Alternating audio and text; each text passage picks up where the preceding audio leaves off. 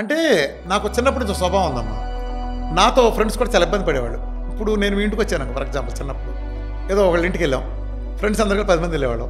అక్కడికి వెళ్ళాక ఆవిడ బాగోంది నాకు. నేను చాలా బాగుందా అంటే అది ఇదని చెప్పేవాడు. బాగుంది అత్త ఏదో బాగుంది అక్క అని చెప్పేవాడు.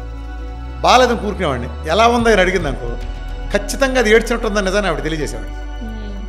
చెప్పేవాడిని నా అబద్ధం చెప్పేవాడిని కదా.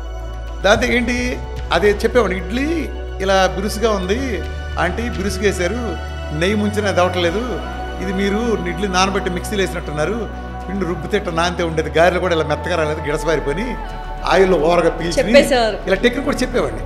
ఇలా అంటే ఏంటి, మనం అబద్ధం చెప్పినా వాళ్ళకి బాగుంది అంటాం, రేపు తిన్నాక నా కొడుకులు బుసేస్తారని అర్థమవుతుంది కదా.